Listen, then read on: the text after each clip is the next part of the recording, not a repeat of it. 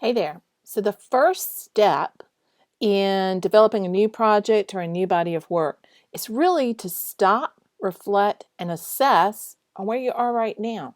Because you can't move forward to the next thing until you really look at what is working well right now and what you might want to improve upon.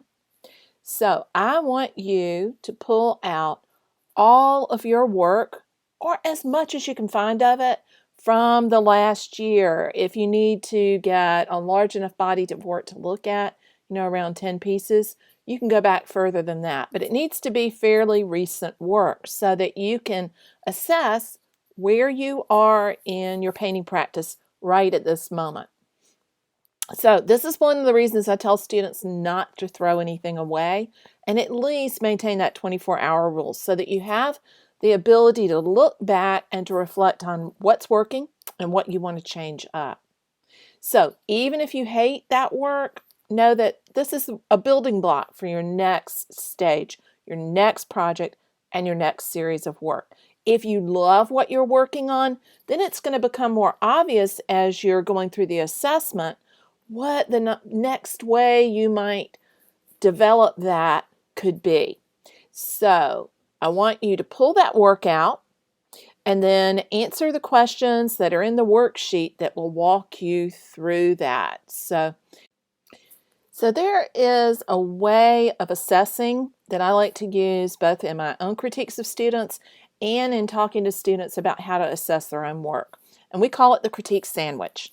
It's based on the idea that human beings take input and feedback so much better when they receive the positive comments first, then they receive the areas for improvement, and they follow up with more of the positive comments.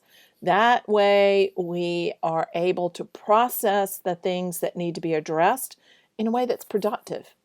So in this exercise, the first part that you're going to dive into is what works. Look at that body of work that you've created over the last year and find 3 things. Yes, you can find 3 things.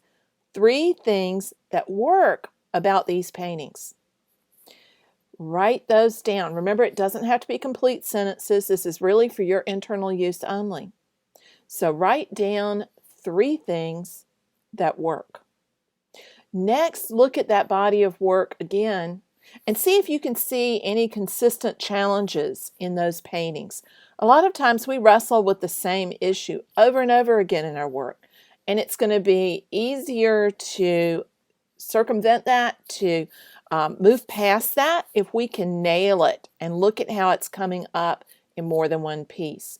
So the next step to this process is to look at and see if you can identify 3 challenges that you'd still like to work on in these paintings. What are 3 things that are challenges? Not necessarily things that aren't working, but 3 things that really push you out of your comfort zone in these paintings. This is one of the ways that you'll find continuity and be able to establish continuity from one project to the next without really working on it, without doing it in an awkward, inauthentic way. They'll grow quite naturally out of what worked well and what was still a consistent challenge. So write down those 3 things that are challenges that you'd still like to work on. Then step 3, think back to even previous work or things that are coming up that have impacted you as you look around at the art world today. What are 3 things that you'd like to test out, either new or from the distant past, that you'd like to fold into or blend into the way that you already work? What's something you want to test out? I think it's really important to remember that every time we do a new project, every time we do a new body of work, we get to test things. And that testing process, bringing in that new stuff, is what makes it exciting and interesting. You want your work to be exciting and interesting. So what do you want to test out? Could be a different medium, could be a different technique, but still within that same basic overall genre. Jot those 3 things down. And then last, but definitely not least, is to think about what are 3 things that just really are no longer serving you that you want to put to the side, put into that parking lot that I've talked about before when we were looking at strategizing your 30, 60, 90. So think of the parking lot as a container for the ideas that you're just not going to address right now. Doesn't mean you're going to throw them away. Doesn't mean you'll never do them again. It means you're just not going to work on them right now.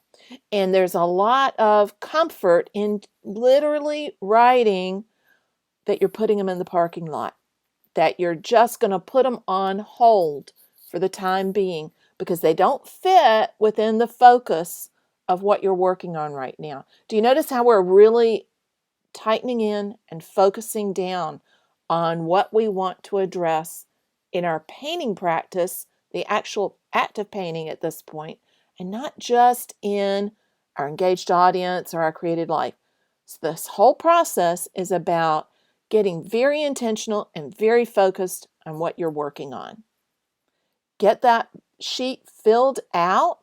Feel some comfort in putting things into that parking lot, and share what you've decided to park and what you decided works really well over in the Facebook group.